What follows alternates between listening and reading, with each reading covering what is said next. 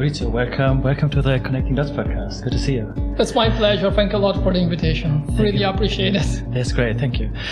So I thought we would do something different for this one. What about not introducing you and we find out together what you do? Yeah. Because there's maybe quite a lot explanation necessary, because some of the things you do are quite futuristic, require quite a vision for the future, and some people are not really so involved in the topic. I totally agree. I hate to prepare a kind of bio or a kind of curriculum. It's perfect. That's good. Okay, great.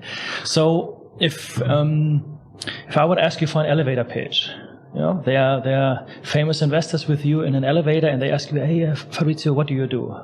Oh wow! What is your elevator pitch? My personal elevator pitch. Like for your personal brand. Yeah. For my personal brand is really my massive transformative purpose is to democratize access to knowledge. This is my elevator pitch. I mean, it means creating something where anyone can find the exact answer to a problem. That's very one floor elevator pitch. It's very easy, I think, to understand. Okay. It is easy to understand, but I'm sure there are various dimensions for how you do that, right? So socially, educational, financial. But in a broad sense, the mission is to give people the opportunity wherever they are, right? Exactly. We talk about South Africa, North America, wherever they are. Space. So they are able to improve themselves, improve their status. Yes. And you do this right now with X Plus, right? Yes, that's one of the projects. X Plus is a company that you founded with Pedro Ferreira. That is important for me to say that I already interviewed. So my listeners now get to hear his co-founder, which is you. So what is the idea of this company, X Plus? Okay, so let's make a small step back. Before you talk about education and knowledge in general, yes, I totally agree. The knowledge today is the key to elevate human condition.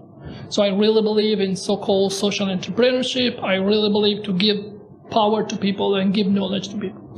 So if you're talking about Xperience Plus, the goal of Xperience Plus is, again, to, let's say, disrupt or maybe enabling people to allow to live limitless experiences. When I say limitless experiences, it means we want to overcome any kind of barriers. It could be economical, time, limitations, or it could be physical limitation as well. And sometimes, obviously, it could be geographical. Xperience Plus is basically a new format, a kind of, how can I call it, a new dimension of experience when you have audio and video, but also you will have more stimuli. So we are moving from the 2-dimension to infinite dimension. I can stream you humidity, wind, touch, smells, tastes, and more. And basically we are working on something called embodied reality. So the ability to teleport a person to another body, and then they can share experience. So that's the idea. And the idea was born, honestly, when I was in a situation with my relative on a wheelchair. And even despite his illnesses, she would like to visit Prague and feel the mist and feel the magic of Prague and the smell coming from the quarter of Malastrana and so on. And I said, oh, that could be great. And at the beginning, honestly, I was thinking about, for example, life logging. Probably you remember 4 or 5 years ago, there was a kind of this, let's say, new stream of, let's say, app. It's called life logging, where you can record yourself and somehow you can save it to upload it as your personal memory. Honestly, the life logging venue was like a kind of, it was not very successful, but it was something. It was something that helped people to start understanding how to record their lives and then to share it. And so that was the beginning. Then we elaborated and inspired even by some movies. And from what's happening around us now, we are moving from the standard Internet of Internet of Things to the Internet of Senses. The 5G is coming. And the most important thing, people get pretty bored by this big catalog of things, and they don't have any control on that. So these are the main 3 points we are targeting. So one example of yours was a relative that cannot go to Prague, but he likes Prague and he wants to see it. An example that I thought of when I was preparing for the interview is, I love podcasting, obviously. That's one reason why I do it. One of my favorite podcasts is the Joe Rogan Experience. And it was in the news that he now moved his podcast exclusively to Spotify.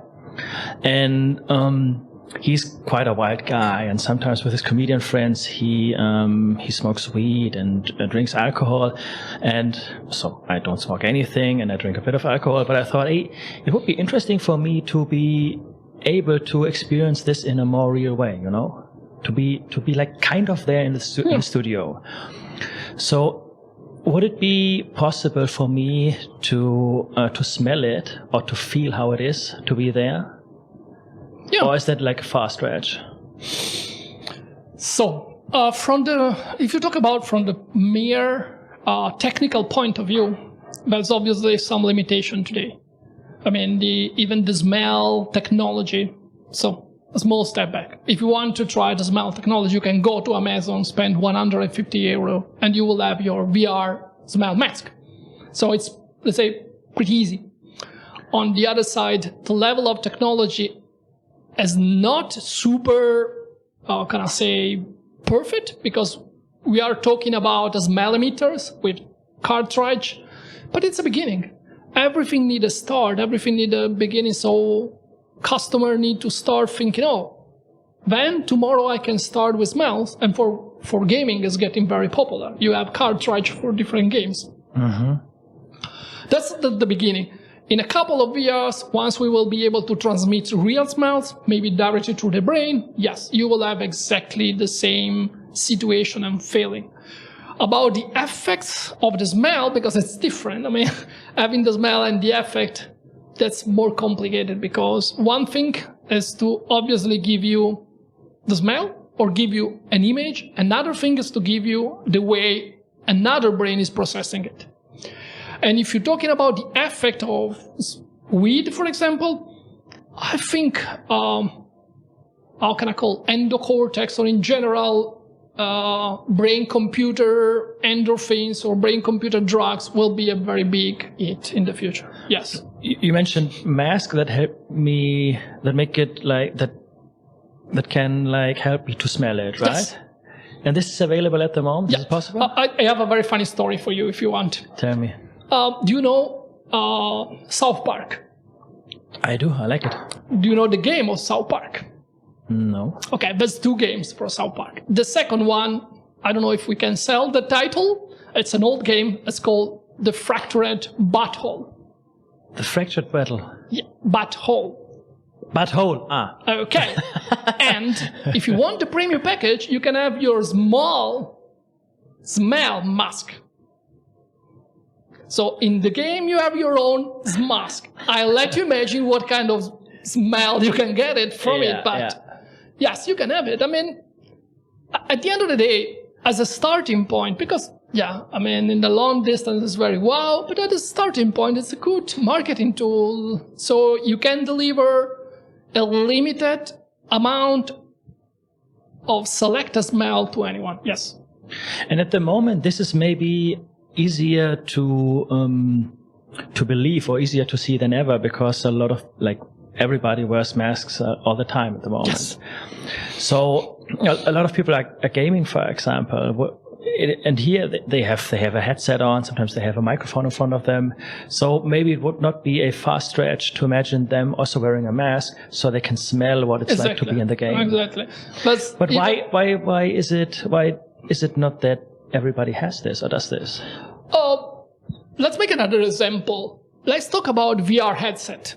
Mm-hmm. If you read the report, even from the biggest consultant company, about the VR acquisition or VR penetration 2 years ago, not too distant, and you see the number for 2020, looks like anyone will have a VR headset at home. Do you have a VR headset at home? I don't. You don't? Why? I mean, if you stay with the report, anyone has one. But it didn't happen. It didn't happen. It will take time. VR didn't match the promises. That's the truth.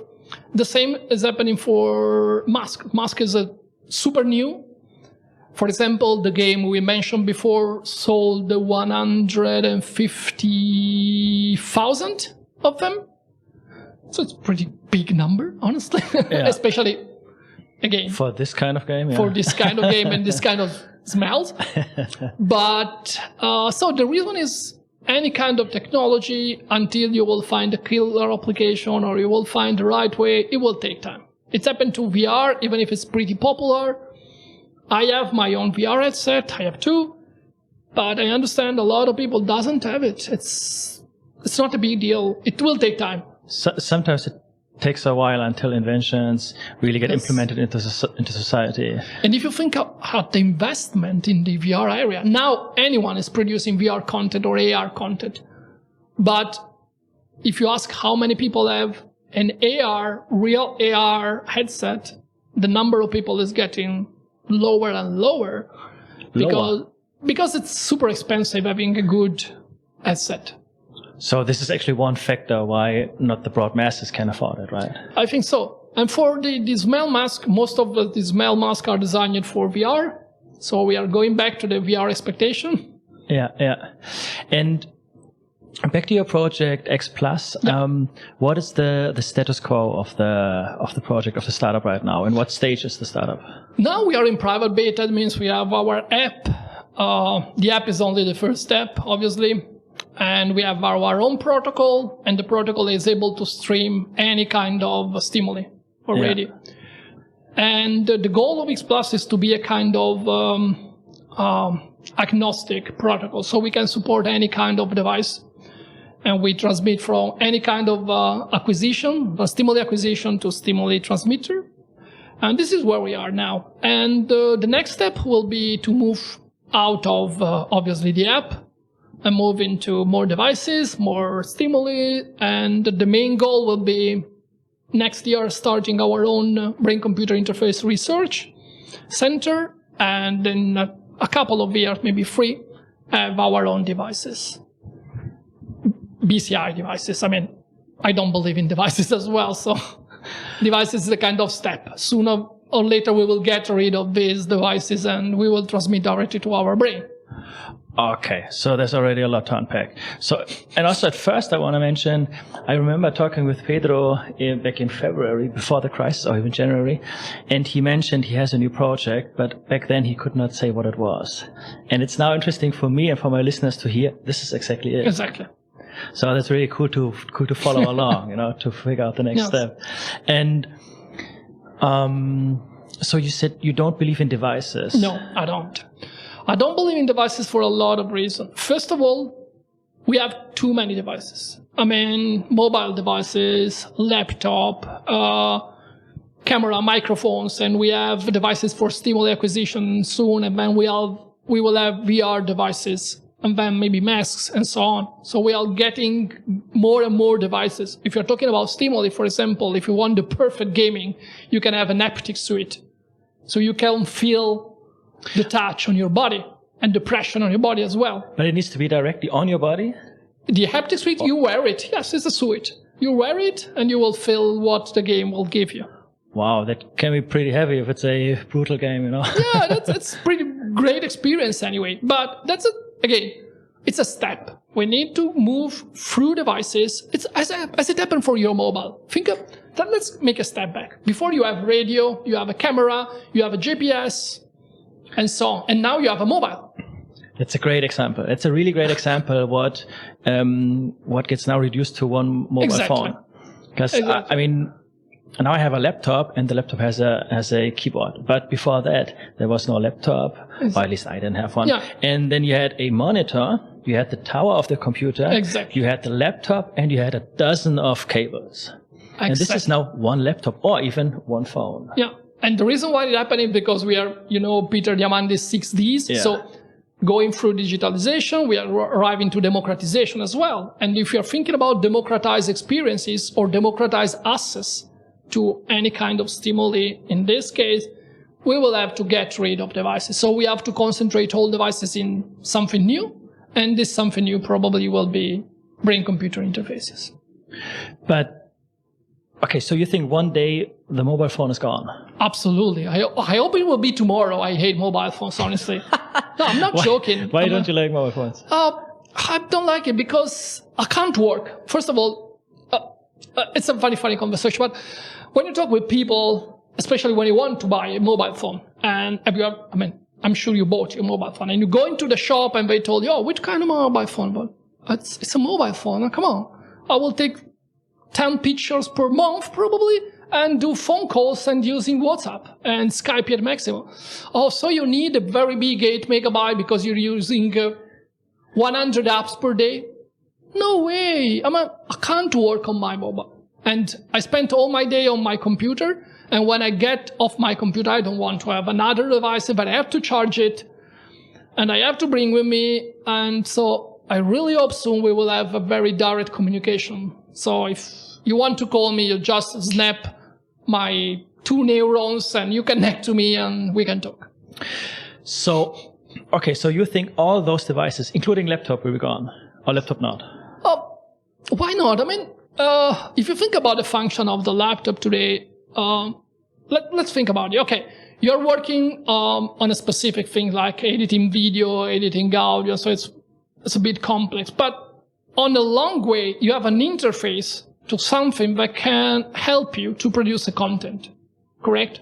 Mm-hmm. If you can have an interface that is a visual interface, let's say an AR interface, so it basically flowing in front of you, it doesn't matter where is the power, the processor unit, it doesn't matter for you. So it could be something you can wear, a small wearable devices with additional power connected to the 5G or 6G. By the way, 6G protocol is already testing now. So people is getting crazy about 5G, but we're already talking about 6G. So yeah. Anyway. Especially in Germany, a lot of people are not fans of 5G being everywhere. But okay, that's another topic. That's another topic. But they are fan of microwaves. And by the way, if you want to test it how 5G is dangerous, go to your microwave, put your mobile inside your microwave and close the microwave. Okay? And then call your mobile. And your mobile will ring. What does it mean? Your microwave is not blocking. It's not waves. blocking out the waves, yeah.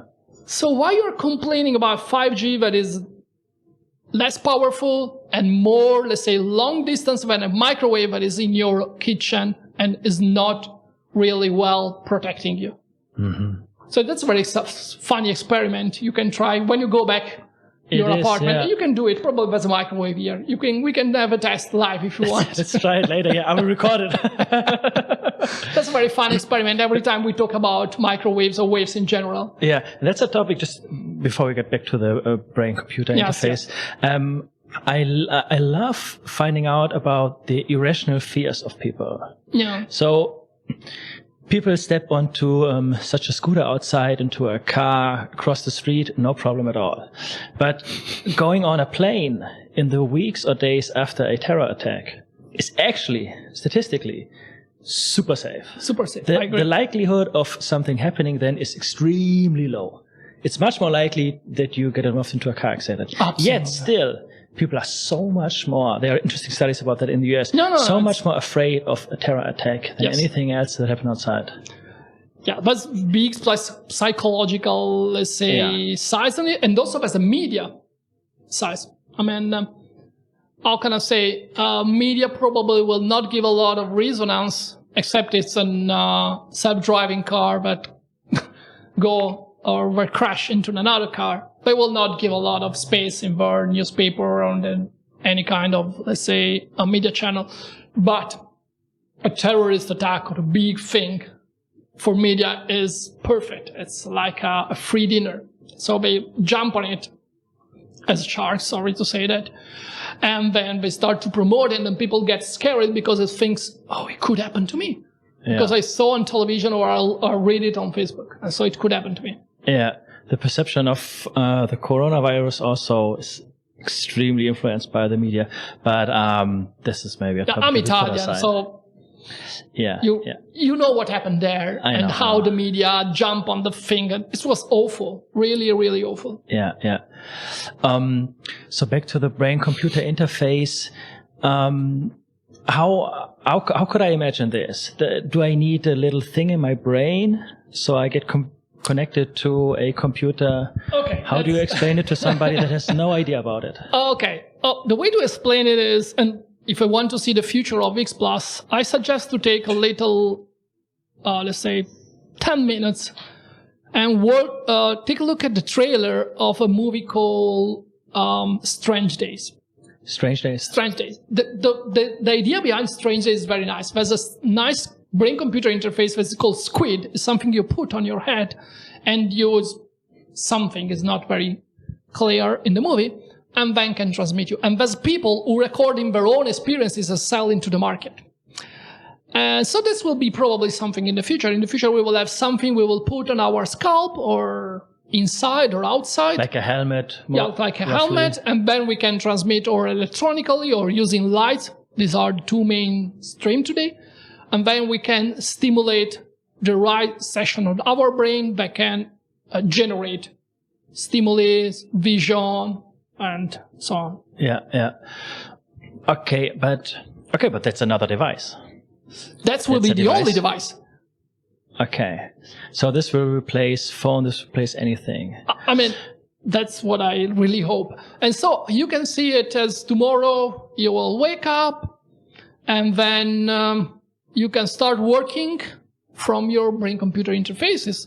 Another good movie about how you can use your brain-computer interfaces is called Surrogates, when you control your own robots with your faces or your appearance and it go to work for you.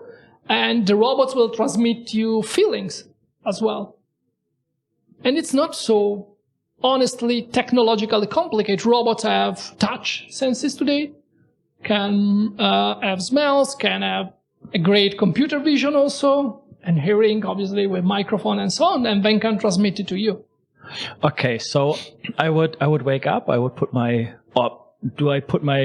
put the helmet off at all? Do I keep it on? Yeah, if you have an implant, let's follow the Elon Musk implants, Neuralink. So if you have an implant, you have it. So you can, for example, anytime you need an information, you can access to the World Wide Web or whatever it will be called and get information directly into your brain.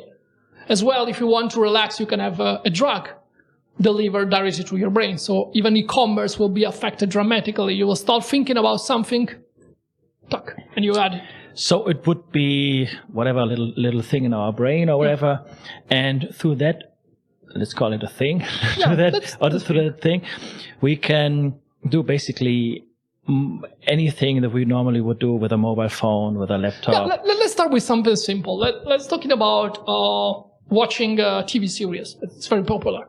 Or a video. Basically, what is a video? Video is a kind of streaming going through your optic nerve to your brain. So if I can stream to your optic nerve directly, then the image will arrive to your brain. Okay, let's say your thing, the device, is connected to your optic, as it's happened for some kind of, these small devices for blind people, a small camera that can transmit to the neural. I don't know if you heard about it. Heard about it, but I don't know much about it. That's very interesting. I mean, so if you lose, for some reason, your sight, you can replace with a camera. And the camera is connected to your optic nerve. And so the camera will transmit to you. It's a digital transmission. So at the end of the day, we are talking about a digital transmission. So the device in this case is a camera connected.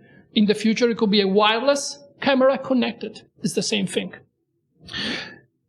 So a blind person would wear this thing, and with the camera like sees in front of it, gets transmitted to the optic nerve. Yes. And then basically a blind person can see again. Yeah, exactly. I mean, that's huge. It's immense. It's huge. I mean, that's exactly the idea of, in general, brain-computer interfaces. So the idea of brain-computer interfaces is if they're kind of damage that affect your, how can I call it, peripheral ability to acquire images, sounds, touch, but it's a peripheral problem. You can replace it going directly to the nerve. That's the idea.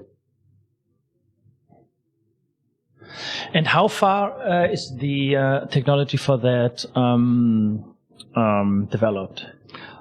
there's a lot of different things working in different area. For example, how far is the ability, for example, for people who have, let's say, hearing problem? It's very far. For the site, the camera are not 4K, obviously, at the moment, because we cannot connect them to the optic nerve completely, but they already have the sense of seeing. So it's great. I mean, I don't think it's a matter of where is the technology now, but the point is that we found a way to replace peripheral damages. I remember a project that's called Cyberdin exoskeleton. Cyberdin is a Japanese company. In 2007, launched an exoskeleton for people who are, let's say, tetraplegic. So you can wear an exoskeleton. The exoskeleton is connected to your brain, and from your brain, you can transmit to the exoskeleton and simulate the ability of moving. And also as a kind of, obviously at this time was, let's say, pretty prehistoric artificial intelligence, able to predict the next move, and so to make it move. Again, so what they did, the injuries was in the spine, so they connect before the injuries to your brain, and then transmit directly to exoskeleton. Exoskeleton to make you move. It's impressive if you think about what does it mean in general. Huge. It's huge. It's huge. Wow, okay. And it happened 13 years ago. 13 already, yeah. Yes. And most of the people still cannot imagine wearing such a helmet or having an implant that enables us to do so much stuff. Yes. So, and if you think more widely, we have a lot of prosthetic arms or prosthetic legs. Let's say it's pretty not normal, but now it's getting, let's say, more popular. And even the price is getting very, very popular as well. Yeah, yeah. And, okay, but that is stuff that is like quite far away in the future, maybe, right? I mean, a lot is possible now, but until people on a large scale, like the masses use it, it's quite a bit away, right? Yes. What would you think? How long might this take? Are we talking decades? Are we talking? No, I mean, for brain-computer interfaces, I think we are talking about 5 years, probably, really? Something like that. But now we are talking about brain-computer interface. But let's talk about, for example, the sense of touch. And let's talk about, for example, e-commerce for fashion. What if the biggest player will start sending you a small device where you can't touch fabric? What if the biggest producer for, let's say, smart TVs will give you the opportunity to have smells in TV as while you have cameras now? So things are moving. Obviously, to arrive to the end result will take a time. But if you think about how things proceeding in terms of penetration, technology penetration, if you start thinking about having a microphone on TV, how much time it took having a microphone on TV? It took a couple of years. And then you have improved speech recognition for TV, and then you have Google on TV, and then you have even the small Netflix button on your TV. So if you think about acquisition, it's going through different, let's say, mainstream technologies and acquisition. That's a really good point. I think it's a good point to point out because a lot of people are not aware of it. It sneaks into your life so smoothly, and they like Netflix. So of course it's on my computer now, on my TV now too. So So maybe here it's interesting to point out the changes that we have already seen. Like you just said now. Can you think of other changes where we notice how far technology or how far programming goes along? CRISPR. I mean, gene editing.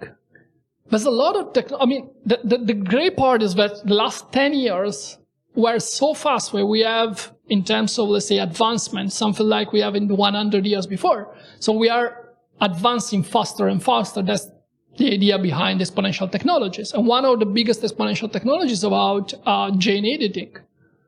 So the ability we have today with CRISPR to enter into a DNA, isolate a thing, and start gene editing and remove some kind of illness directly into your body or into your cells, it's getting more and more important. Let's make an example about genome sequencing. If you want to have a child with your girlfriend and you want to know what will happen tomorrow with your child, you can have a gene sequence of both of you and combine and see what will happen. And if the child is still in the belly of the woman? No. Before, before, you can do some kind of predictive analysis. Before you start thinking even about having it. Obviously, you can do it when you have at some kind of week after recombination of DNA. So you will have a precise snapshot and you can cure it directly into the utero.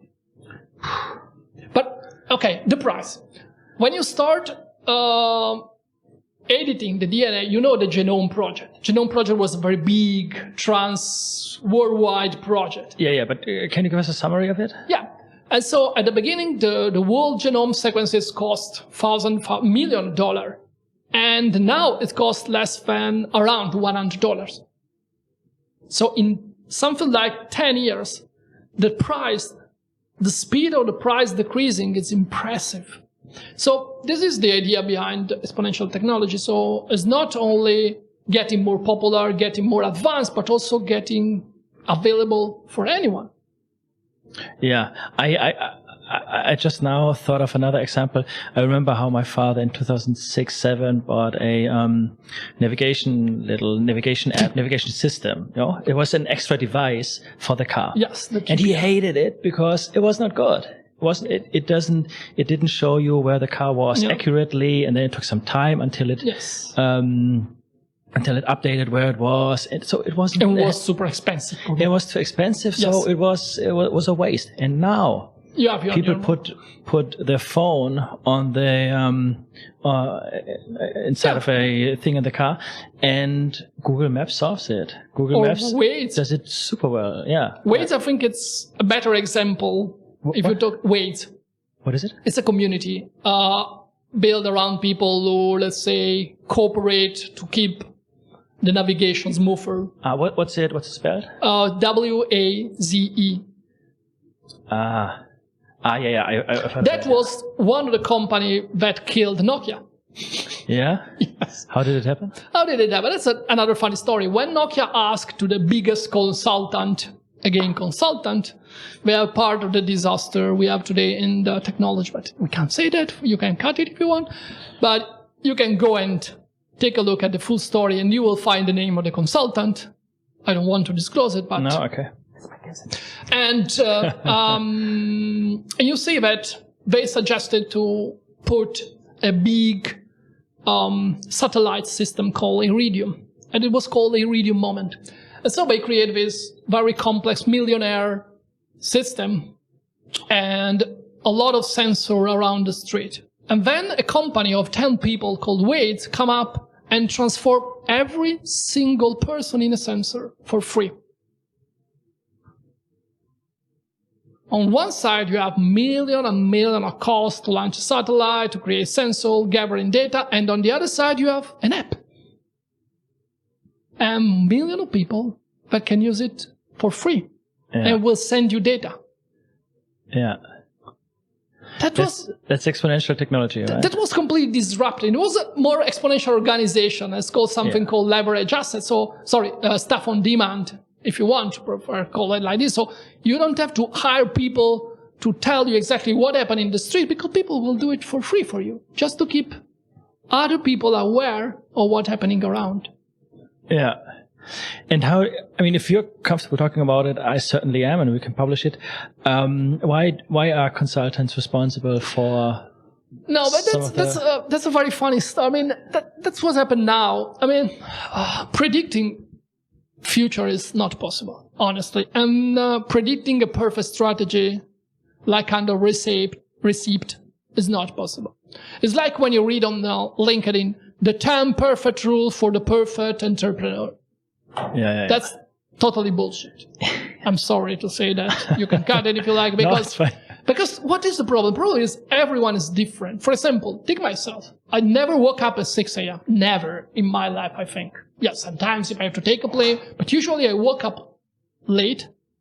I have my training in the morning, I'm relaxing, reading and studying. So my routine is not what you will see in these because LinkedIn posts. they recommend get up at 5 or 6 because somebody like Steve Jobs did it. Yes, exactly. But so what? I'm not Steve Jobs. I don't pretend to do it or to be it. And I don't want to create another Apple if you want to know it. Yeah. Because I'm not an Apple fan, as you could probably already understand. And if you wish, I can tell you why later. But yes. Okay, so going back to that. So the problem of the old school consultant is that they try to apply rules to exponential situation and things that are changing too fast. And you can apply old rules. It happened with a lot of company. I don't want to mention again the name of the consultant, but I remember clearly when they suggest to a company to not invest in mobile phone because mobile phone will never succeed. There's a lot of this kind of example. Yeah. And today also, when you're talking with a company and you talk about exponential organization, exponential technology, how to use them, the problem is that big company are built to stay. But if you look at the, say, top 100 company, you will say they are changing pretty fast lately because things are changing. If you think at another funny thing, I remember it would happen 4 years ago. The CEO of Marriott published, you probably know the story, published a tweet. We will open 400 new, 400 or 500 or 600, I don't remember exactly the number, room in the next 3 months. And then the CEO of Airbnb replies, hey, congratulations, we will do it in the next week. And they did. They did. Obviously, they don't have any cost. If you want to scale the Marriott model, you have to find an area, build an hotel, spend a lot of money. If you think an Airbnb, not in this day, but if you think of how they scale, how much money they invested to take 400 new guests. Yeah. So something like Airbnb is much agile. Considers much less risk, right? Exactly. And also using this kind of stuff on demand or leverage assets instead of investing in create physical asset, but creating a community, you will scale faster than your competitor. Yeah. And the same thing if you look at a Zoom now compared to other kind of company in terms of the valuation. Yeah. So you also mentioned we cannot predict the future, but in some way we are. What we do here is predictions. I mean, you mentioned devices like mobile phones will be gone. That's a prediction of you for the future, right? It's not exactly prediction. It's like watching at what happened around you and how companies are moving.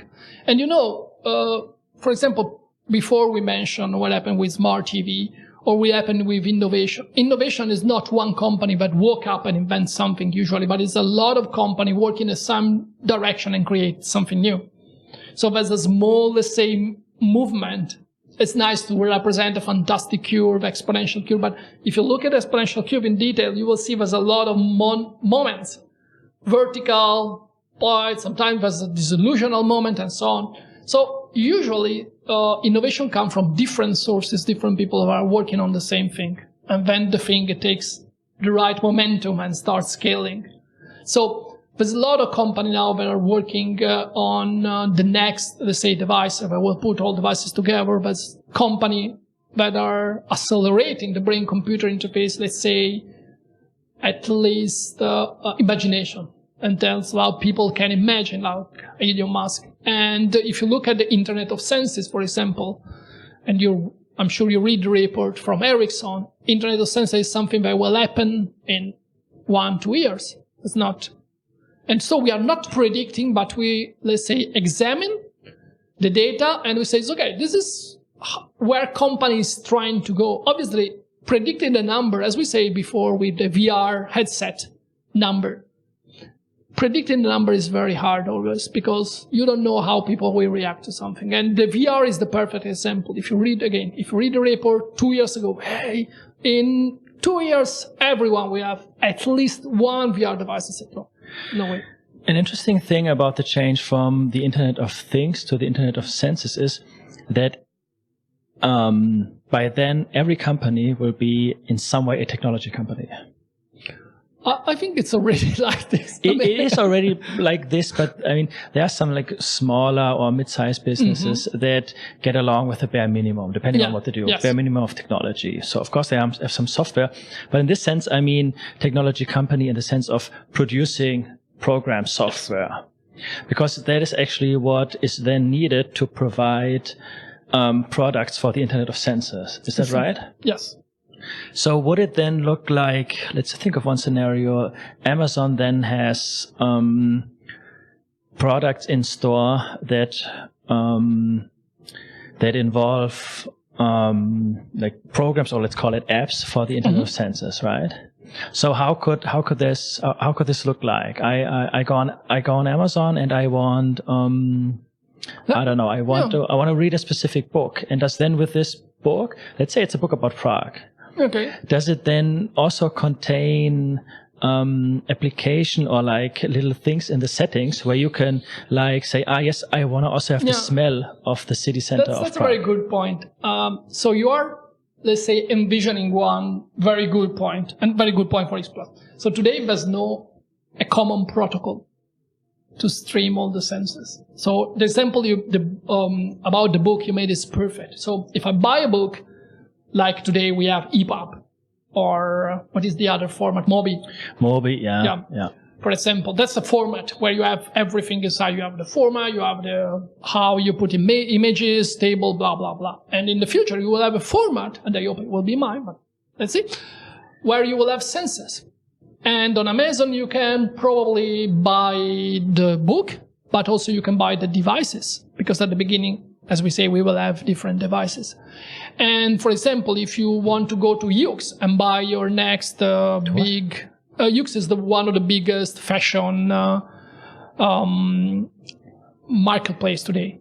Okay, what's the spell? Sorry. YOOX. Yeah. You can buy the best brand over there for fashion. And if you want to touch them, probably they will send you the device.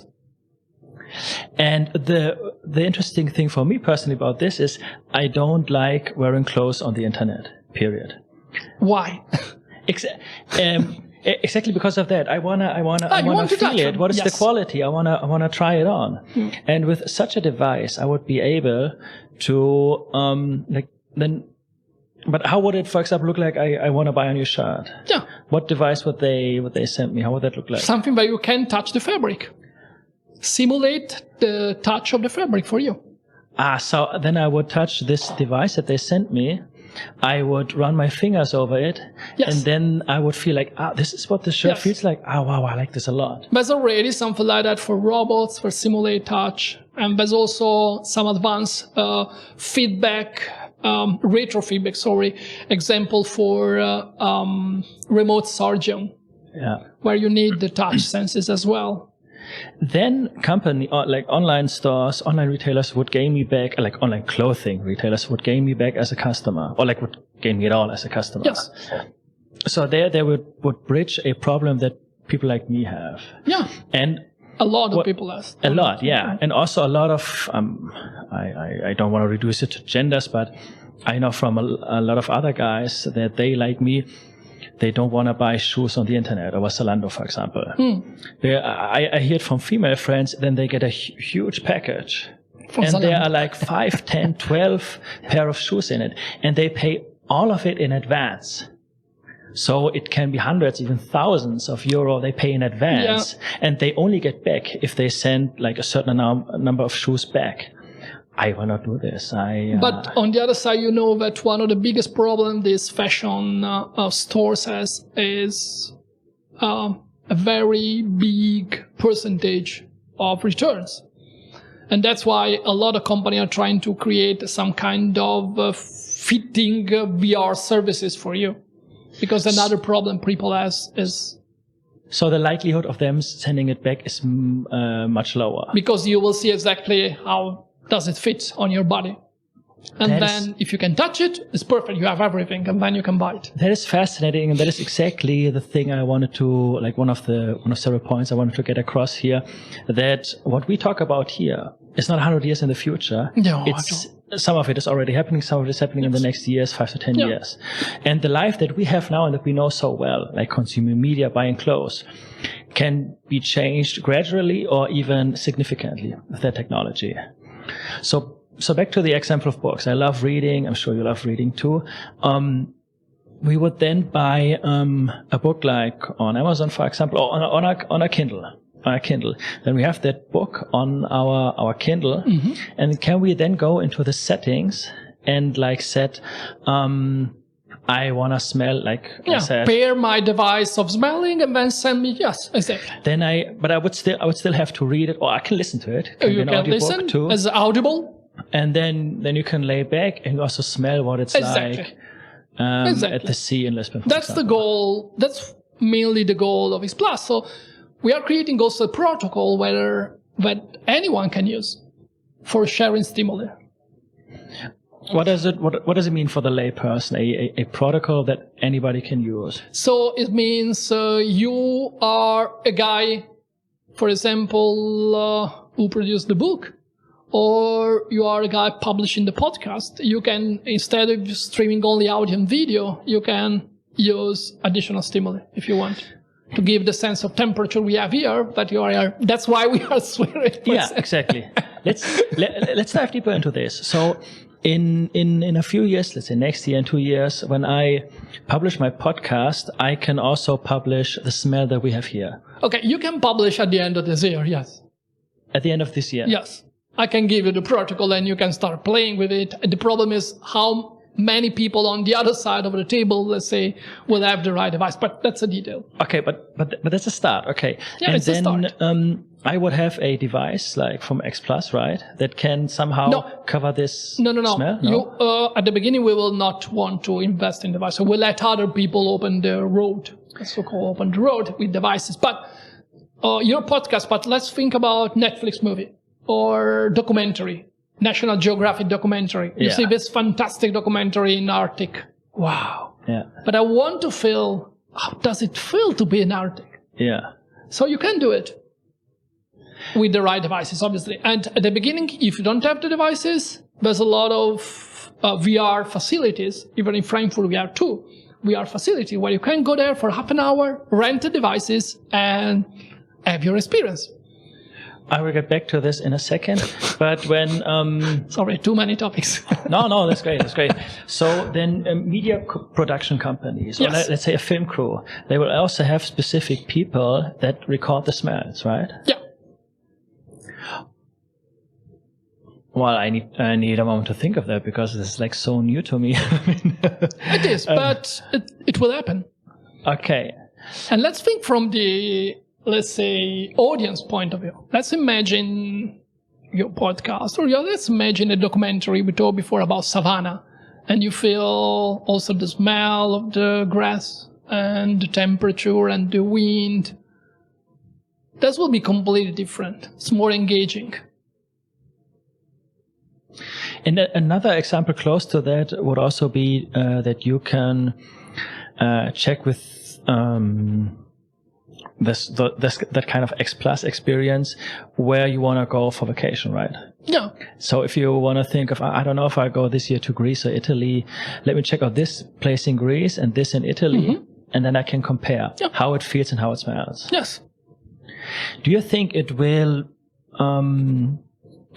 be to some degree a substitute for travel itself? Oh, that's a big topic. Let's say at the beginning, I think it will be a kind of try before you buy. Yeah. That's a perfect example. Yeah. So you can try before you buy the holiday. So we can partner with travel agencies and say, you can offer this experience, and then we can try how it will be. And we will be absolutely better than see a picture on a catalog or on a website. If it will substitute or not. With Pedro, we published and we presented the so-called future of travels it's very hard to predict what will happen again because there's two different factors. One factor is what will happen with Corona or COVID-19 in general.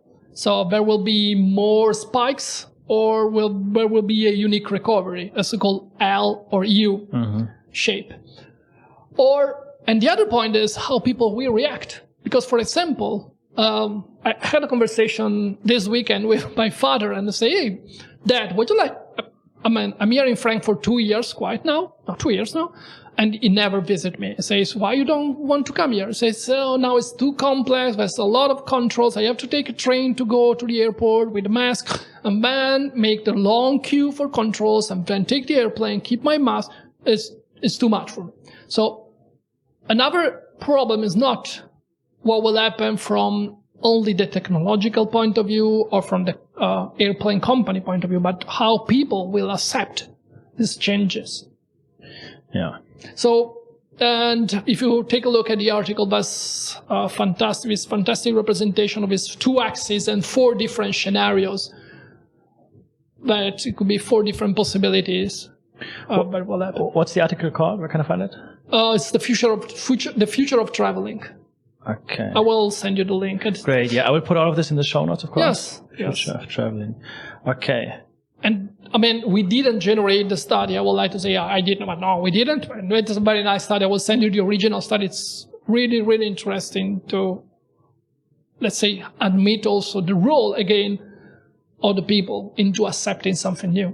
As we say before, for VR or for any kind of technology. It's not only a technological problem. Again, it's how people will accept it or not. And there is one aspect of it that I like a lot is how honestly bad people are at predicting their own future behavior. So several famous examples, young kids, young adults step into the car of complete strangers. It's called Uber. Like tell a father in the 90s, your 16-year-old daughter in the Frankfurt city center will in 2018, 19, 20 step into the car of a completely stranger. Or sleep into an apartment of a complete stranger, as that's Airbnb. Airbnb, exactly, yeah. They would say, are you crazy? My daughter will never do this. Absolutely. Now it's the most normal thing. Yeah. And it's like implemented structurally in society. And it's completely normal. Absolutely. And there I actually like how maybe bad people are predicting their own future behavior. You know? It's another example. It's completely different, but credit card. For example, a lot of people are scared of paying with credit card. For example, say elder people, but when you go to the restaurant, you leave your credit card on a plate or inside an envelope and they will go somewhere and they do whatever they want with your credit card. But it's okay because it's normal for you. You get used to it. But it's even more dangerous because you don't know. They can take a picture, they can scan it, they can do whatever they want. You don't have any control. But, as you say, people are get used because it's a kind of old tradition. It's even somehow very fancy to put your card into an envelope and give to the waiter. Yeah. It's a status symbol, yeah. From the security point of view, it's really bad. Yeah, that's a great example. Yeah, I didn't think of that. Yeah, but what we have there is the personal exchange. Yes, it's personal. You see the person, and then you immediately, like subconsciously, expect, okay, I can trust this person if it's the waiter, you know. And this goes missing when we do so much online, you know. And there maybe also a lot of interpersonal activities get transferred online, right? Yes. So do you, with all those great inventions and great goals or visions for the future, do you also see there like critical points, things where you are like, I don't know how this will be in society, this might be bad? What are there some like critical considerations that we have? There will be a lot of, for sure. I mean, when you talk, for example, as a substitute of an experience or something like that, that could be obviously a negative connotation. That's normal. But as you say, we cannot predict how people will react to any kind of invention. I'm sure Facebook was not born to spread fake news or to spread hate as well. It was not. But no. the problem is not, again, the technology, but the problem is people and how people will use it. Yeah, So I can't tell you exactly now what could be the worst case scenario. But for example, in X Plus, one of the things we will have to do is to create an ethical committee, because I'm sure sooner or later someone will pay another people to make something very illegal, harm someone, beat someone, or even kill someone and fail the experience. It will happen. I don't trust people, sorry. No, I know what you mean. So we have to be aware that something could happen, and we have to protect our customers. So with the company of you and Pedro, for X Plus, do you already have like a concrete set of like ethical rules that you even before founding had in mind? Yes, we had some, let's say, rules, but we don't have yet an ethical committee. We would like to have a real ethical committee with people who are, let's say, on that, and even develop strategies to avoid this kind of problem. Because, obviously, when you think about smiles, changing experience, obviously you can start thinking about the adult market.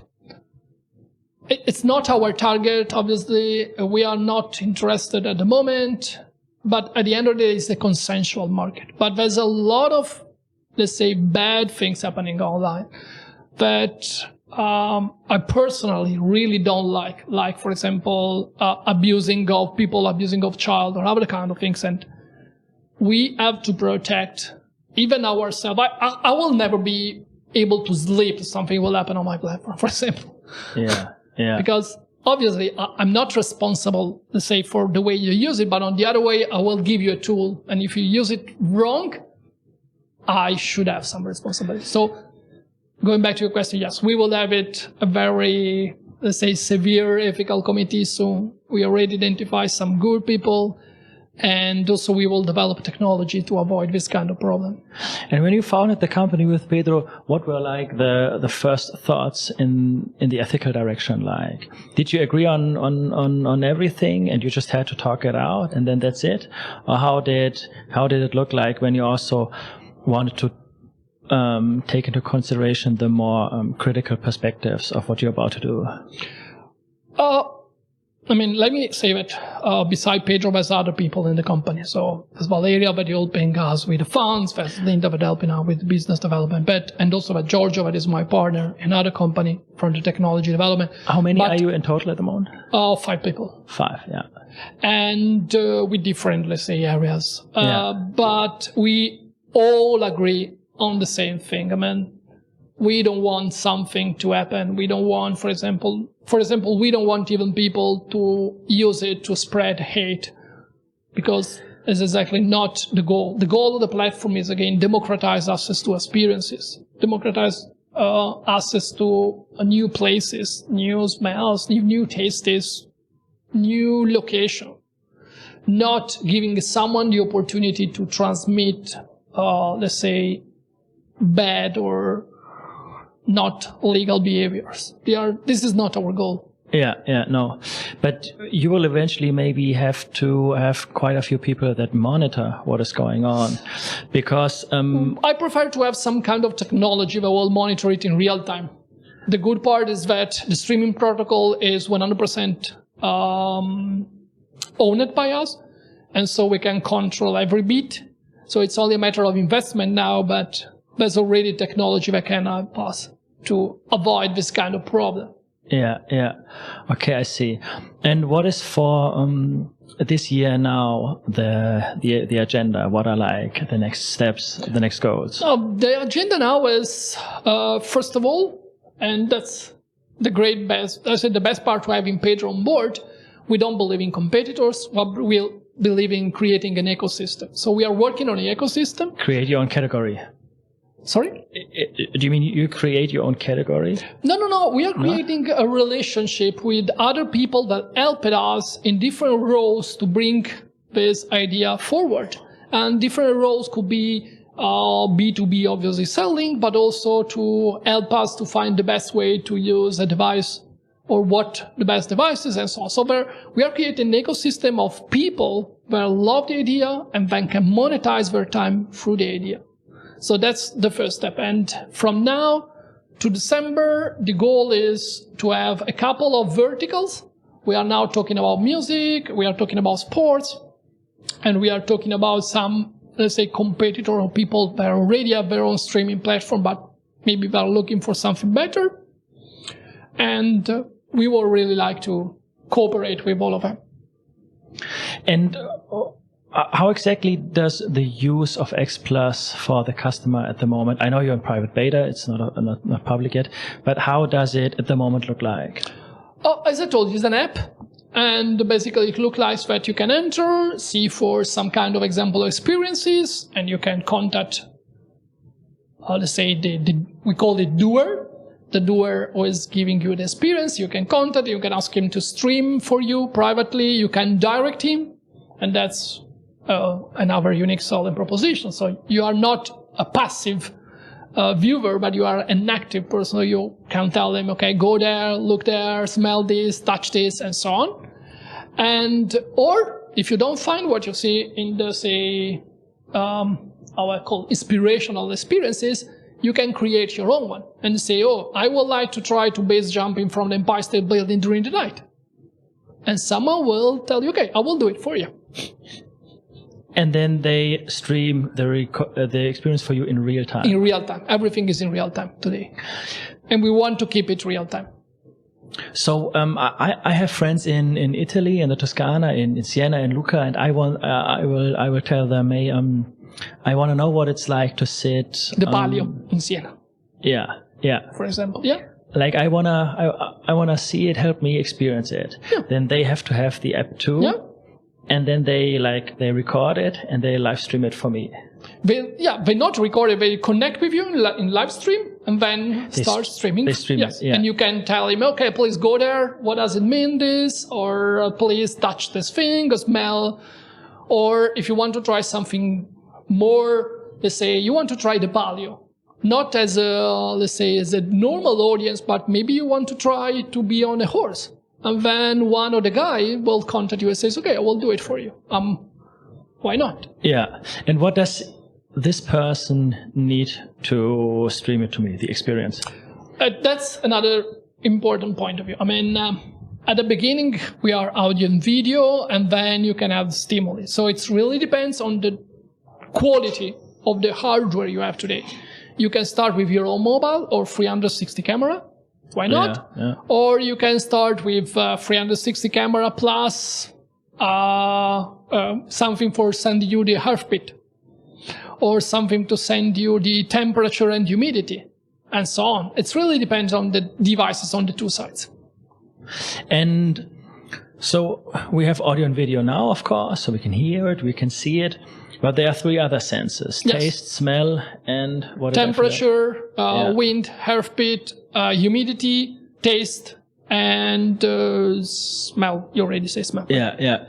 And your co-founder Pedro did a poll on LinkedIn. 106 people participated, and 40% of them said they would add smell to the experience, in addition to audio and video. Why do you think so many people, 40% is quite a lot, why do you think they said smell?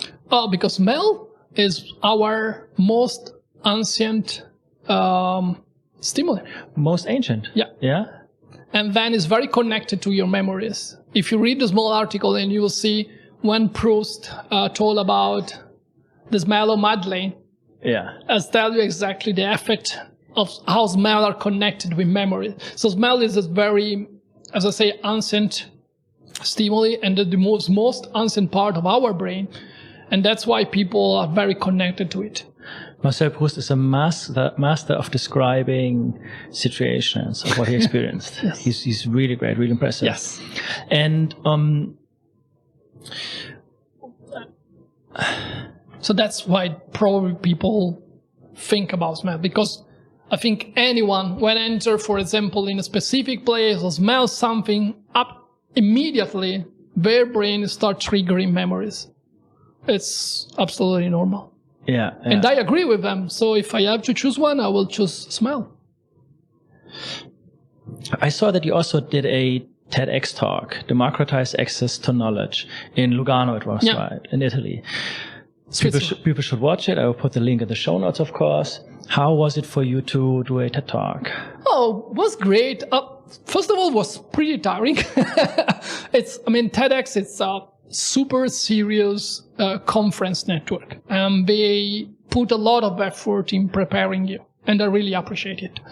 We had a different session when we correct the speech, and they offer me different coaches, even from the gesture point of view or the acting point of view. And so it was very tiring because it took quite 1 year to prepare everything. 9 months. This was like a baby. So just 9 months, because we started in December and then it was in September. But it was a very great opportunity. I met a lot of very nice people. We are still in very good relationship with them. And it was very, very interesting for me. What I'd like to emphasize here is that I think everybody has to prepare it a lot in advance and check it with the TEDx crew, right? With the TED crew. Yeah. I also heard it from Tim Ferriss, and he said they really grill you and really wanna form it, which rightfully so, because it's on their platform. So no, I think it's the best way. So they are putting a lot of effort to deliver quality speeches. Yeah. High quality speech. That's great. Yeah. And what is the core idea of your TED Talk? The core idea is, as I said at the beginning, knowledge is really the key to elevate human condition. What if any one of us can donate knowledge to a community, not in terms of a Wikipedia or a Quora, but you can provide the right knowledge to, let's say, solve a local or a global problem, and other people can access to it. So that's the core idea. The core idea is starting from an experience we did with something called Teachable Tutor. Teachable Tutor is an AI, 3D tutor with an AI that can learn instead of only teach. And we started with schools in Italy and in Lugano. And we started with pupils from 7 to 9 years old in Italy and Lugano, and from 14 to 15 in USA. And when we start thinking about it, we want also to design something that was, let's say, engaging for them. And we come up with a story of an alien that want to be human. And so the story is that this alien will meet the pupils and say, hey guys, I want to visit Earth.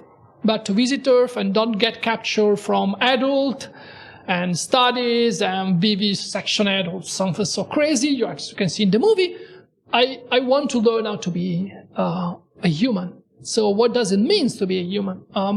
Human means to feel emotions and behave like a human, and also appear as a human and have a basic human knowledge. And so the idea was this pupils will teach the aliens for these 4 things: emotions, history, behaviors, and obviously how to appear.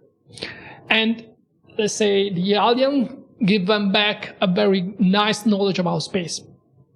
And it was nice because the students starting organizing themselves, and they develop a friendship with the alien. Someone will bring him food.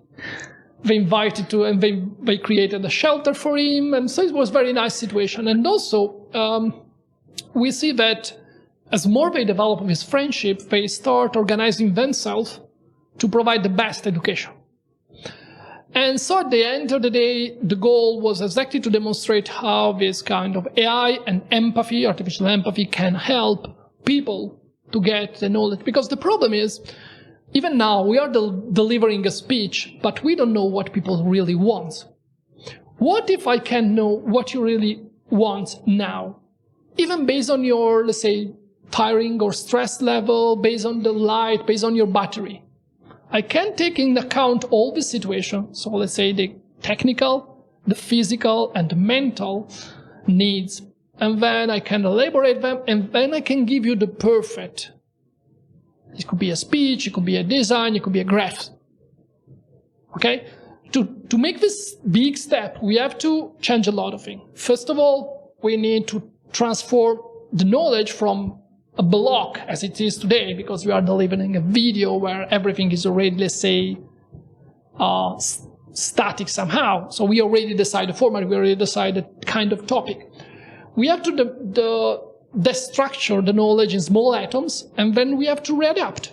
And when we readapt it, we readapt it based on your need. A fantastic example is a series of video called Explaining a Topic to 5 different levels of education. For example, quantum computing, starting with 10 years old to... I know this. It's so great. Know it. That's so great. It's fantastic. That's exactly the idea. And we can do it. We have all the tools today. We have a lot of AI. We have a lot of natural language processing, natural language generation. We have everything. We need the knowledge, but I'm sure there's a lot of people who are happy to share the knowledge. So the next step will be try to find a crazy philanthropist that would like to invest in this guys and create the biggest online opportunity of really sharing a, say, one-to-one education. And in this case, where we would where we would know what the recipient of what I'm saying wants, would also be a brain-computer interface, right? Yes, could be, obviously. So let's take this example. Then let's say my podcast followers on Spotify, they can transmit via their BCI, brain-computer interface. They can transmit what they want to hear. Exactly. So I let them know on Twitter, hey, I will interview Fabrizio. What do you want to know from him? And then they can transmit the information through Spotify or through Twitter, to whatever app it is in that case, to me. And then I know, that's exactly what I want to hear. Then I could tailor this podcast episode even more to what they want. Yeah, you can even, I mean, the idea is, let's say we recorded as we recorded now, and then you have a kind of post-processing where all the information will destructure it. And then when the people will access to your podcast, they will start asking something like, what do you think about this? Or what is your point of view about that? Or they could go through the normal stream, but they can interrupt at any time and raising question. If the knowledge is there, you can get it. And I can present it in the original language, or I can present it in a language that you can understand. It could be geographical, obviously, let's say localization problem. So it could be in Turkish, Russian, Chinese, or whatever. Or it could be for a 5-year-old or to a 60-year-old. Yeah. Okay, and this would obviously change education in a huge way. Yes. Don't you think? Yeah, I think it will change education, but also it will democratize it, because there's a lot of people that don't have access to education today. And I don't talk about only at, for example, emerging, let's say, areas, but also I'm talking about people that are out of educational systems, so the illiterate adults and so on. There's millions of people that are in need of something like that. And also, let's make another example. You are a startup and you want to know how to apply machine learning to your product. That's okay. You can talk with a mentor, you can talk with a mentor, or you can buy a very expensive, I don't know, university course. That's the opportunity. But what if you have the opportunity to talk with, you mentioned before, Steve Jobs? Why not? So to learn from him directly. Yeah, ask him, what do you do based on your knowledge and your experience and your brain and your activities? How you will apply this to this problem? Do you think it will kill Ivy League schools? Why? Sorry. So, why would people want to pay that much if they do not even have to be in Stanford or in Harvard? And that is also something that happens right now, where it's already happening. Where Silicon Valley's investors say, "Hey, why should you pay that much money to be in Harvard if you are not in Harvard but you are at home and you get the online course?" Yes, I totally agree. You just pay for the network, or what is it? You know? That's already free university. You know better than me. Yeah. In some countries, especially here in Europe, there's some countries where universities are free. So what's the problem? Yeah. The level, I think it's a old way of thinking. The more I pay, the more I get equality. So if I pay Stanford, the quality will be better than talk with X guy that offer me the same level of education for 1/10 of the price. It's probably truth in some area, but it's getting old, very old way of thinking. And now, especially now that there's a lot of places where we can share education, innovation, solution, things are getting free very fast. So I'm learning at the moment web developing, HTML5, CSS, and I pay €10 for it, for a fantastic course on Udemy. Also, the Udemy guys, I think, are graduates of Founder Institute too, right? Yeah. Fantastic course. I don't need to go to university for it. No, why would I? So, and do you think, I mean, it's maybe a bit of a rhetorical question how I ask it, but my hypothesis is that education will change from this more knowledge and fact-based education to a more skill-based. So what I experienced in my schools was so much fact knowledge about history and this and that. Yes. But how much? This is my question. How much is knowledge worth when I can Google it right here? When you can Google directly from your brain. From my brain, even better. I don't need a device. So yeah, that's the problem. So we have two problems. One problem, as you just underlined, is the quality and the quantity of facts in education. And the other problem is how long we will take to stop taking care of badges or certification or other kind of stuff. These are two different problems, and it's very hard to, let's say, disrupt this knowledge. And I can make a small parallel with another startup I'm helping. It's called Connecting Talents, and they're trying to destroy curricula. Resume. How much time we will take to get rid of all this old stuff? That's... Yeah. But especially when you will have the ability in 1/4 time to access to all the knowledge you need, why you have to pay in university to give you facts? Yeah.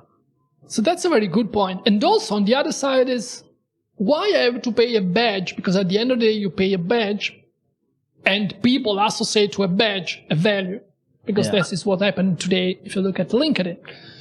And how much time we will need to get out of this badge recognition. Yeah.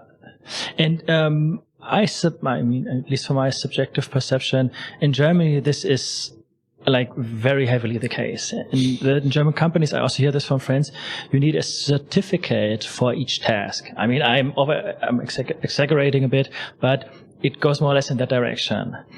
And it started a whole new industry that provides these certificates. Like adult education is a huge industry. Yes. And what people pay for adult education is insane, an insane amount. For example, the example you made it before, if you go to EDX, that's another kind of EDX, yeah, you will pay, the course is free, but if you want the certificates or the badge, you will pay. Yeah. Because it's something that it's our mind and we can get rid of it. I mean, I have to prove with a third party that it's good on one side, that I did the course and I have the certificates. And I'm sorry to say that, but it's a very nice conversation. Also, we had in some kind of big, let's say, exponential communities. We are still going on badges, and there's some people says, when we will find a way to get rid of it? I think it is slowly happening. Yeah. I think it is. Online education goes really well and goes better and better. And I think, and I do this too, I start to display very heavily what I can and what I cannot, not what I cannot do, but what I can do. Yeah. So if people want to know what I can or cannot do, I show them my portfolio. And that's it. And there I think, when people start to drop out of Ivy League schools or generally of education that you pay a lot of money for, when they drop out of it, and when companies see that those people that don't have those badges and certificates, but they are still great at what they do, I think then stuff can change us. But I see it to be quite a long way, to be honest. It will be. Yeah. So another topic I would like to discuss with you is machine learning. A big fear that a lot of people, or quite a few people have, is that machine learning will kill a lot of jobs in the industry, in the economy. Especially a lot of like mechanical jobs that involve repetitive tasks, you know. So my favorite example that I have for this is that even lawyers can be replaced by software. It happened a few years ago at Goldman Sachs in the US, where hundreds or even thousands of lawyers were fired because Goldman Sachs, together with a software company, created software that can predict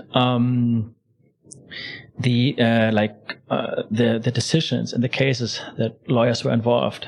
And even if those decisions sometimes were bad and it would cost them money, net, it's a better economical decision for Goldman Sachs to let those lawyers go and use that software. And here again, tell somebody in the 90s, lawyers will get replaced by software. They would say, what? No way. How can it be? But it's happening. Yeah. And what do you think will be jobs in the economy that we have now that will be affected in a negative way by machine learning? So, first of all, obviously, there's, as you know better than me, there's two schools of thoughts now. One is, let's say, the so-called AI apocalypse, where, yes, AI will replace all jobs, including managers. And for some managers, I think it could be good. And on the other side, there's the school that says AI will help people. But during the break, during the coffee, we discussed about, have you ever seen a lamplighter, for example? Lamplighter was a job when a public lighting system was built on gas, and people going around and lighting the gas to produce light. And now the job obviously is gone when we decided to replace gas with electricity. And so that's a very small example. Job is evolving. So from my point of view, I'm optimistic by nature, I think. And I see AI as a good opportunity to empower people and empower companies. So for example, one amazing example is how KLM is using AI for customer service. In this case, AI is not replacing, but augment the intelligence of the customer service, providing support to the customer service operator. And also we can extend the working services as well. So that's a very small example. There's a lot of examples where you talk about repetitive tasks. Yes, writing a contract, if you should be, a normal contract, it's a very repetitive task. Like writing an article, a lot of articles on Wikipedia are written by an AI. For example, music could be written by AI. We saw AI painting and so on. That's very good. But on the other side, for a lot of time, there are some areas where AI cannot still apply. And when we talk about, for example, the the empathical part, soft skill or something like that, that's where AI is, let's say, today is more weak. It's weaker.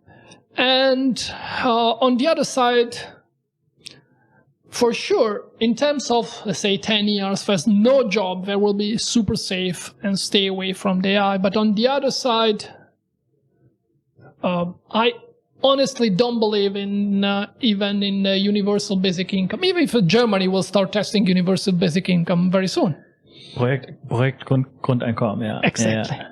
Exactly. And the reason why I don't believe it, because probably it's a personal thing. My job is even my passion. So why I have to stop having fun? I mean, why I have to stop having this kind of job? So, and I think about myself not having job and let's say having only a hobbies. So what is an hobby? Is something that give me pleasure? No, it will not work. So going back to AI. Yes, a lot of jobs are in danger, for sure. We saw AI getting in every kind of application. You say repetitive task, but software selection, software writing. There's AI who wrote software. So developers can be in danger. And even if mobile developer is a very new job. If you think about 15 years ago or 13 years ago, there were no mobile developers. There were no mobile. And if you think about now, VR designer, there was no VR 10 years ago. Yeah, there was some kind of, but not a big, let's say, wave. So VR, AI, can be everywhere. That's true. But on the other side, I think we can control it. We can use it to augment our production, remove as well repetitive tasks, and then we can, let's say, promote ourselves to something where we can use our human skills. Because at the end of the day, if a robot will take my job in terms of cleaning my apartment, I can accept it. Even if probably, in my case, I will prefer doing it. But on the other side, it will give me more time for going outside running or stay here talking with you or having a coffee with friends. So it's good. Yeah. So when I was researching this topic, I came across a very interesting example. Most of the drivers are men. So in taxis, yes. in like big trucks that transport stuff from A to B, those are men. And we all know what Elon Musk is doing with Tesla now. Yeah. So do you think that most of those driver professions will be gone in a matter, maybe even 5 to 10 years? Before. Yes. So we're talking 2, 3, 4 years? The problem for self-driving car now is more the street digitalization than the car itself. So once we will be ready to have cars on street, obviously why I have to drive a car for someone, but there's a car who can pick me up whenever I need it. And especially here in Germany, I think it will be a very nice shock for people stop buying a car and using a car. Yeah. So it's a very big mind shift. But going back to the profession, that's a very good example. Self-driving car for sure will affect heavily the taxi economy or the Uber economy. But today it's a very weak economy. I mean, people are earning, but they're earning with, let's say, it's an alternative to other job. I love to take Uber instead of taxi, and the difference is that I can talk with the Uber guy, and I love to hear their story. And the most story I heard are 2 types of story. One, as a student, totally respect the decision, and the other one is an entrepreneur, but had a small company somewhere in their native country and then relocated with the family into a more stable country, and they decided to go for Uber. So Uber is offering an opportunity to all these people. Yeah. And tomorrow, I hope there will be something different. I don't know. I can't imagine what can be today, but let's think about the passion economy for a minute, where people start selling their skills and their passion and get monetized. For example, you can be, I don't know, a podcaster, so you can interview people, or you can, I don't know, teach people how to sewing or how to cooking or so on. There's a lot of examples where people can use their own skill and sell their skill and get monetized. So today we are selling the opportunity to drive a car, using their own car. Tomorrow there will be no car. I hope there will be something else, like cleaning services or cooking services or something else. I mean, we are evolving, and the evolution always, let's say, destroy jobs and also create jobs. Yeah. In our short story, there's a lot of, let's say, examples of that in this last, let's say, 100 years also. Yeah. So there was an UPS driver driving past here just a second ago. So he will maybe not drive this UPS truck in 2, 3, 5 years. If you look at what, for example, Wingcopter, that's from the same region, is doing, is delivering things. And soon Amazon probably will deliver your packages using drones. Yeah, Wingcopter is a drone startup, right? Yeah. Yeah. So, and also... and also there's drone startup were using AI, not pilots to drive drones. And to transport people soon. Yes. For example, 2022, Dubai promised to have flying drones to transport people for the Olympic Games. I forgot the name of the Munich startup. There's a startup from Munich that also a famous German investor, Thelen is he called, invested in. And they, I think in a few years, they want to transport Yes, there's people also a UK company, there's different company that are working in the same space. Yeah. Yes. So Uber as well. If you're talking about Elon Musk, in last year in December, he promised in 2022 to have this kind of, let's say, area station where you arrive with the how is it called, the boarding company. You know, the boarding company. Yeah, you will arrive at that, and the drone will pick you up and bring whatever you want. That's the idea. And how do you think can young people that are maybe now in their teens, so not done with school yet, how can they prepare for the economy that is about to come? When jobs are coming and going, when we look at a grander scale, jobs are coming and going much faster than a few decades ago. How can they prepare themselves to have a successful career in the economy that is about to come? We will still have careers? That's a very good question. I think we will not have a career. I really believe in something called social structuring. So the company will not be big, firm, pyramidal structure, but we will start developing their own system, ecosystem, networking, where people will deliver small tasks. It could be one day, 1 week, or a couple of months, and then jump on another thing. So I don't think you will develop your own career inside one company, but you will develop your own talent and sell it to the different companies. That's what I mean. I mean, career in a broader sense for you over but your whole good work point, life. Exactly. We are agreeing on the same thing. So we are talking about, I'm trying to think about a system where we'll promote my passion. It will promote my ability as a person, and also promote the opportunity to do something I really like, because the boring things are already done by AI.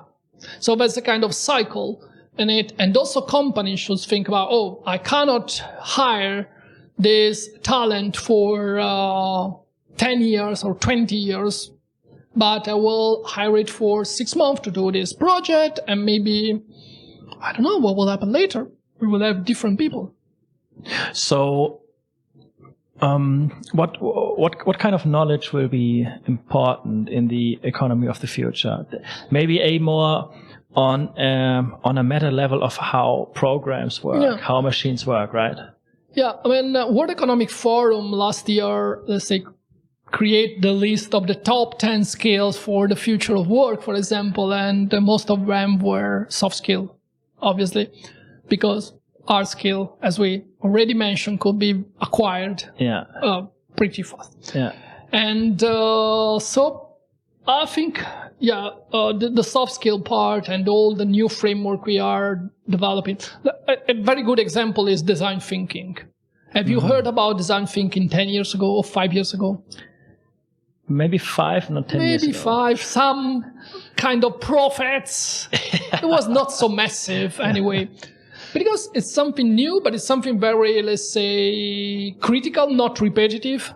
And it's going with your flow. So it's a kind of state of mind. It's a creative thing. That's something that AI will take ages to arrive at the point.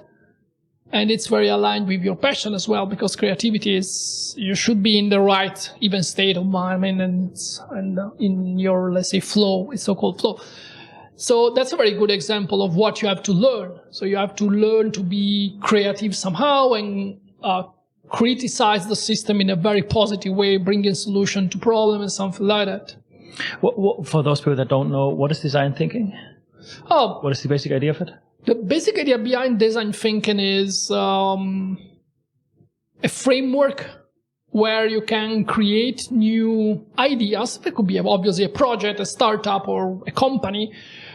And the framework will give you the opportunity to evaluate, not evaluate, but to apply a methodology to create and validate this idea. And design thinking is only a small part, obviously, of, for example, if you talk about startup frameworks, there's a lot of startup framework, but design thinking is one of the core processes to, let's say, create and validate the idea. And then there's other things that help you to create and validate the business model, create and validate the scaling system, and blah, blah, blah. And so that's a very good example. But again, go back to the idea of how AI can replace a design thinking workshop, for example. I think it's getting pretty hard at the moment. In 10 years, maybe, but we will find something else. Yeah, yeah.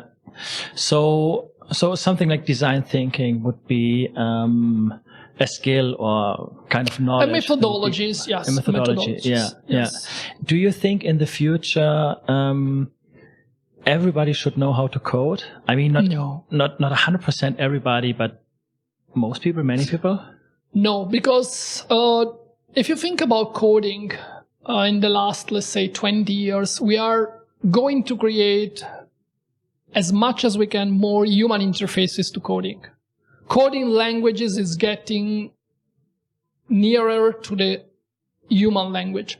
So I think in a couple of years we will have very great AI able to transform our way of thinking, our way of talking into the programming language. Now, this is super exciting because there was, I don't remember what exactly it was, maybe you remember, that it made the rounds on Twitter and in the tech circles of the world, a kind of program that you could type in what you wanted to do, and the program knew how to translate this to get the results. Yeah. So for example, I want a homepage in that style, and it should have a contact page like this. I like those colors, and my name is this, and also I want the second paragraph of the Wikipedia article on Elon Musk on that page, and so on. Click, and the program does it. Yeah, that's a very good example. And this blew people's mind. Yes. They were like, okay, I know all these coding languages. I get paid 100K plus, and now we got this program. Am I now worthless? Yeah. But this is a great example of what is to come. And I for the last few years thought, and programmer friends of mine too, they also thought, well, programming will never, will always be useful and will always be in demand. But now that I saw this, I'm like, I don't know anymore. I don't know what to think anymore of this. Yeah. Will it just be a trend and it will go out of style? Or do you think this is the future? That even my mom or somebody that does not know anything about coding can actually program a homepage by just typing in the normal language that they have? I think the interfaces are evolving into the right natural language, let's say, interfaces. I think the perfect example in terms of what we can imagine for the future is Alexa, where you can talk with Alexa, say, hey, I would like to order something, or I would like to listen to this kind of music. I understand that it's a very precise task, but it's the beginning again. In the future, we will have more interfaces like Alexa that can prepare your own page or do whatever you want, because the big, let's say, differences we observed between the beginning of the developing ages with assembler or this kind of languages to what we have today is that we are trying to, let's say, arrange our language to the computer language at the beginning, and then we switch it and we decide, okay, now it's time that you understand our languages. So we created interfaces that are more natural for us. So do you think that then software engineers, they will shift from coding the program to coding the program that does the program, so to say? Yeah, I think at the beginning there will be, as is already exist, people who are developing AI that can code. And tomorrow we will have AI that can code, and there will have people that will use the program AI work code. And then we will have trainer that will train AI to make the program AI generated very easy to understand for end users and so on. So probably we go and elevated ourselves. Yeah. And this kind of elevation will try to bring us as much as we can near to the end user. So then what will never go out of business is generating ideas and executing it, right? Yes. Because this is what machines, at least for the foreseeable future, maybe cannot do, is create their own ideas. So because for that, maybe they would need, like, let's call it 100% artificial intelligence. Yes. So that it really can think for itself from the ground up. Yes. And I heard from in the interviews and what I read and listen to on the internet that people in Silicon Valley say we will not have this kind of 100% autonomous machine intelligence in our lifetime. Okay, the discussion about the difference between artificial generic intelligence, artificial superintelligence, AGI and ASI and so on, it's pretty live. I mean, there's a lot of people who are trying to identify the exact moment where we will switch from one to another. And the level of the AI today is anyway already impressive if applied to a small, let's say, content or a small, scenario. That's really impressive. Obviously, when we get broader, the same AI that can help you to have a remote surgery is not helping you to have your own web page, for example. Yeah. And it's only a matter of time, for sure, when an AI can start, let's say, generating original content. Because today, the original content generated by AI is generating using the history. So there's some genetic algorithm that are applied to music and to arts to generate new things based on the different tastes of the past generation. That's not very original. That's a kind of good remix with data. And it's still impressive. Yeah. I don't want to discuss it. It's really impressive. But on the other day, we are using historical data to rearrange something new. And yes, the moment where AI can start generating new ideas, that will be another big step in the evolution of AI. Yeah. And will then the business, or maybe a very popular business model of the future will be that it will just be one or a few people, because they already, with the software and the machines they have, can do a lot, right? And they will outsource maybe a lot of stuff to freelancers, to external services. But will we then turn into a economy where much more, I don't know if most, but much more people will be self-employed, will have their own businesses? Exactly.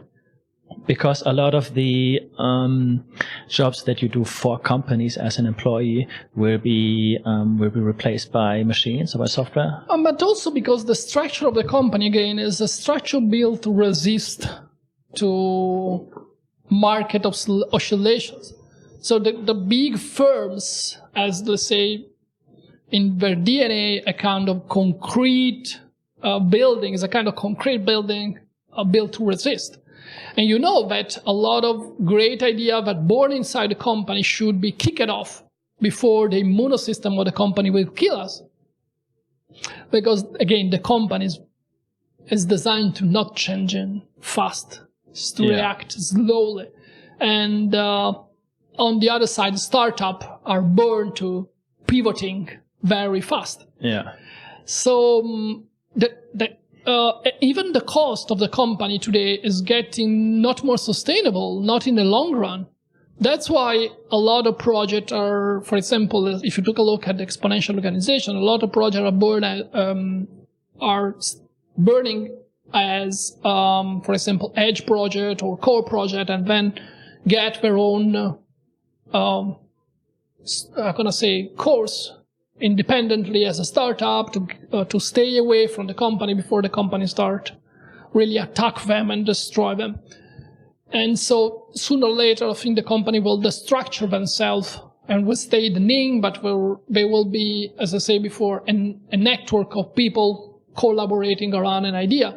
And there's a lot of good example about people collaborating about purposes or ideas. If you think of the biggest drone do-it-yourself community, there's millions of people that are working together to collaborate to build the best drone and to build something that is 99% similar to military drone, but it costs 100 times less. So that's a very good example of how the structure of a community now can replace a company and deliver a good services that is even less expensive because it doesn't have the cost of the original company. So how can people prepare for this kind of economy? Do you think they should learn much more about how to run a business skills?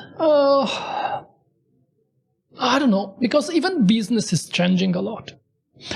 Let's make another example about not influencer, but in general, the Fever model, where you can go and say, hey, I want a person singing a song. Fiverr, you mean? Fiverr. Yeah.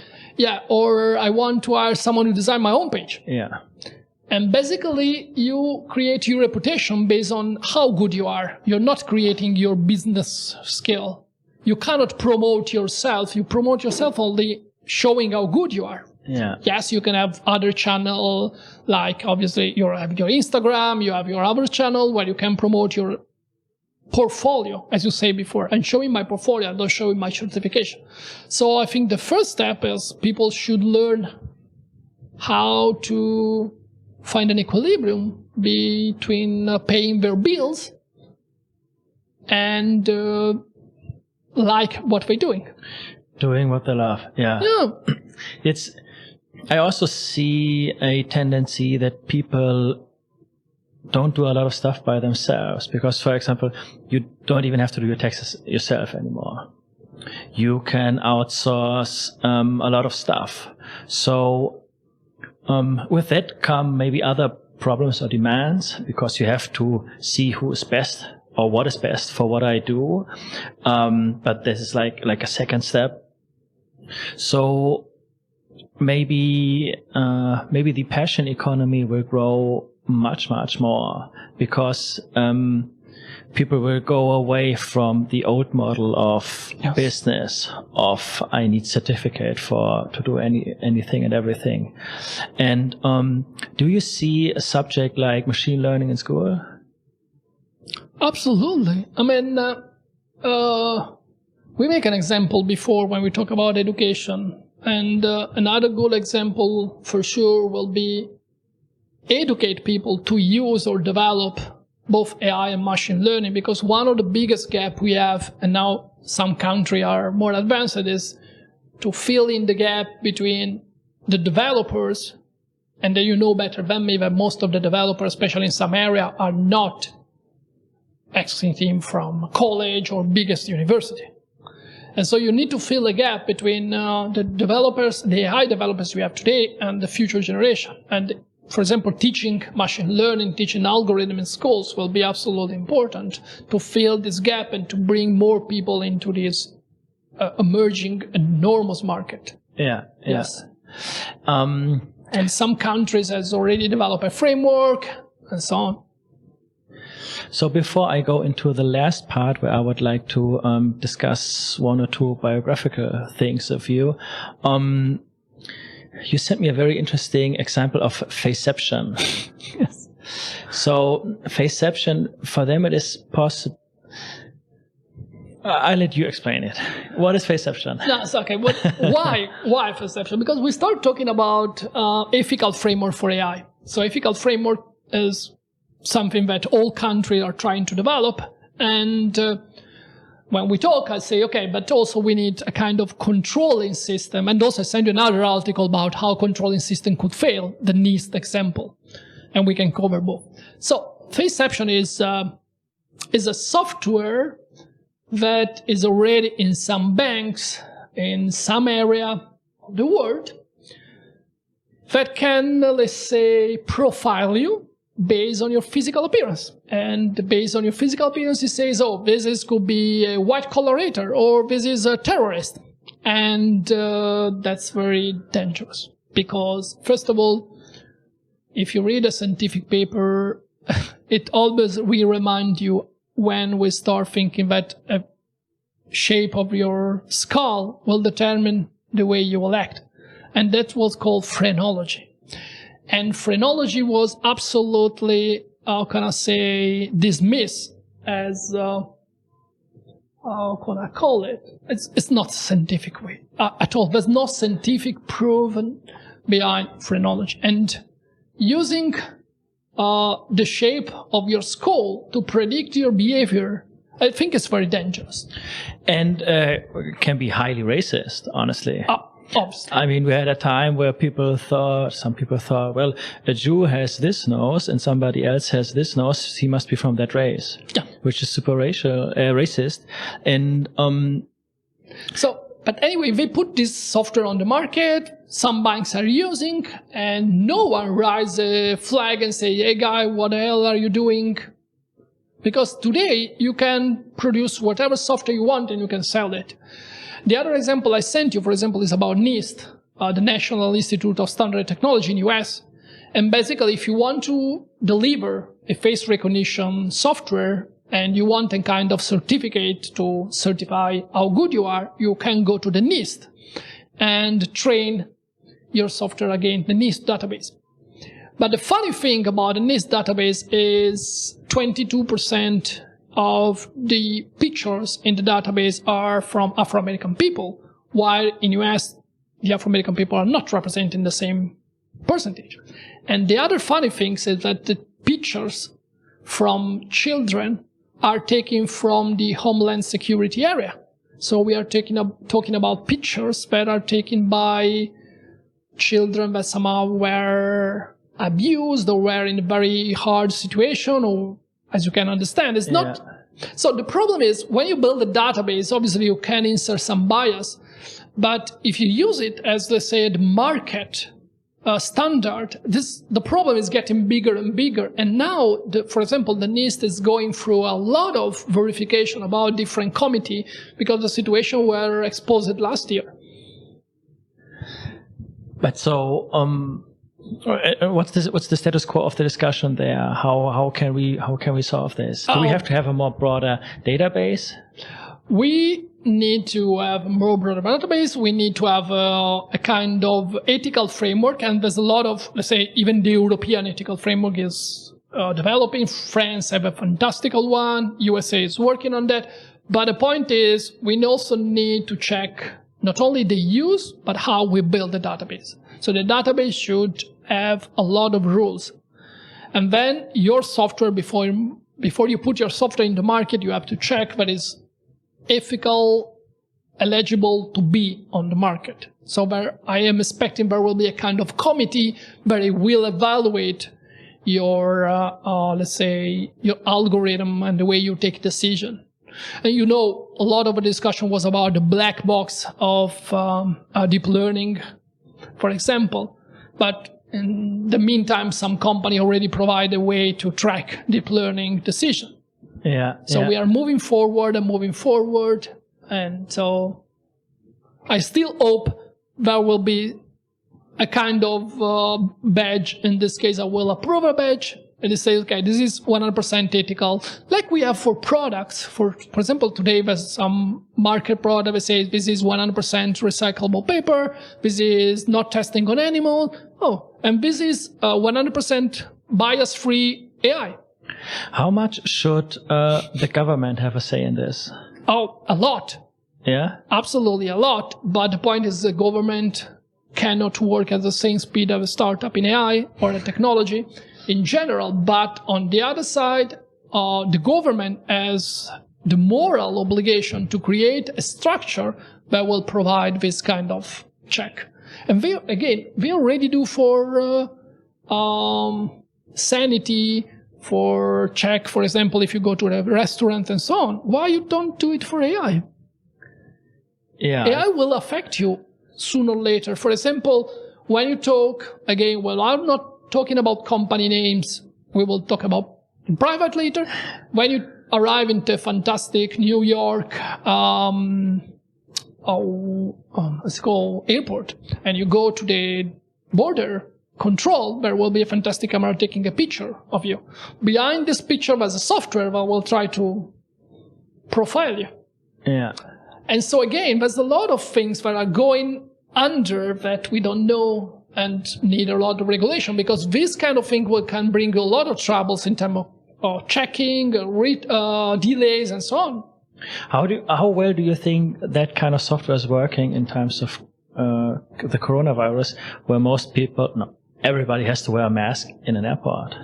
So when you cannot see my face, that's very good. But there's a lot of proof, because it's already tested a lot, that the software that can recognize only the shape of your eyes or the shape of your elbow or so on, and also in front of the camera, they can ask you to remove the. So to remove the mask in front of the camera. The software is not ready, but. I understand, yeah. You know better than me, there is already software that can, for example, identify Protestant with masks. Yeah. I mean, in the US, currently a very hot topic for sure. It's a very big topic. It was a very problematic topic during the Black Lives Matter protest. Yes. Yeah. It was a very big concern. So I would like to end this discussion with finding out how this interest of you for futuristic vision for how the future can be came about. So when did you start to have an interest in that kind of technology, in AI?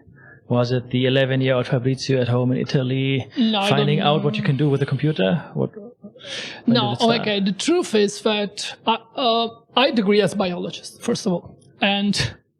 But when I'm studying at university, I pay my university doing a lot of funny jobs. And one of the jobs was selling software to my teachers.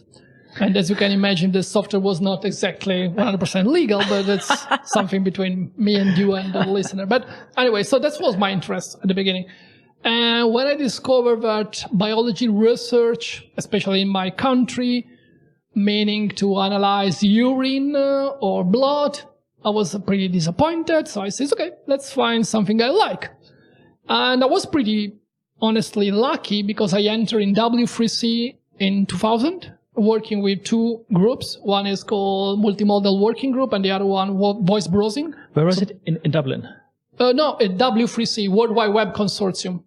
Okay. Yeah. And so basically one is working on the voice controlling interfaces and the other on the multimodal, so like touch, paint, and different interfaces.